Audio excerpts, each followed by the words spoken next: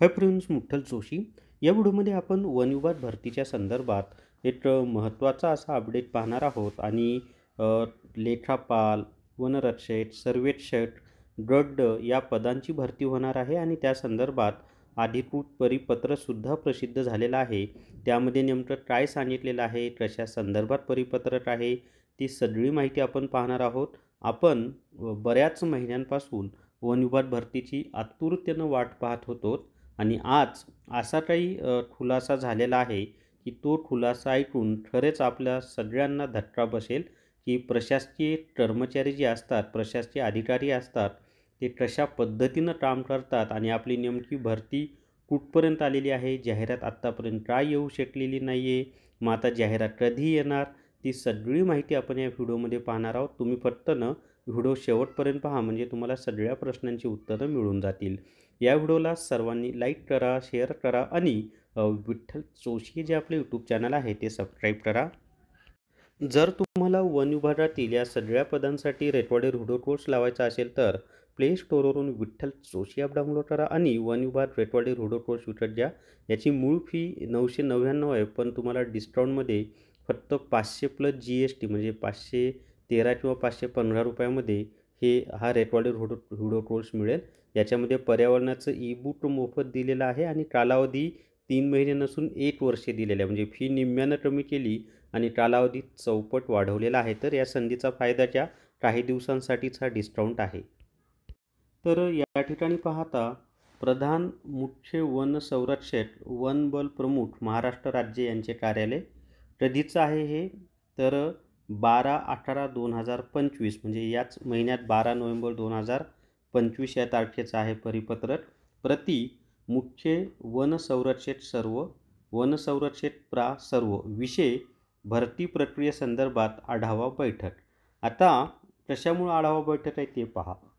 दिनांक 9 व 10 एप्रिल 2025, 6/8/2025 व 18/11/2025 रोजी माननीय मंत्री वने म्हणजे वन खात्याचे जे मंत्री आहेत ना, यांच्या अध्यक्षतेखाली झालेल्या वन विभागातील गट ब अराजपत्रित, गट क व गट ड मधील रिक्त पदांची भरती प्रक्रिया राबवण्याबाबत सूचना दिल्या आहेत. म्हणजे सूचना कधी दिलेल्या आहेत तर 9 आणि 10 एप्रिल 2025ला दिलेल्या आहेत. त्याच्यानंतर 6 ऑगस्ट 2025ला दिलेल्या आहेत आणि शेवटची सूचना ही 18 नोव्हेंबर 2025ला दिलेली आहे. म्हणजे इतक्या वेळेला वन मंत्र्यांनी सूचना दिलेल्या आहेत भरती करण्याच्या संदर्भात आणि याकरिता या कार्यालयाने मागणीपत्र सादर करण्याच्या सूचना दिलेल्या आहेत.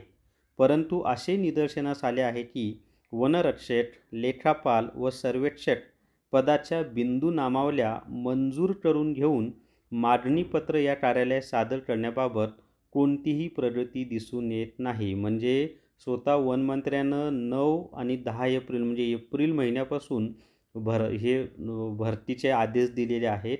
त्यासाठी जे काही मागणीपत्र आहे ते सादर करायला सांगितलेलं आहे, परंतु अजूनही सादर झालेलं नाही किंवा ती भरती प्रक्रिया राबवण्यासाठी जे काही बिंदू नामावली वगैरे आहे ती या संबंधित कार्यालयाने केली नाही. म्हणजे ही घोडचूक कुणाची, मंत्र्यांची नाही आहे, तर ही म्हणजे वन विभागामधील जे अधिकारी आहेत, कर्मचारी आहेत यांची आहे.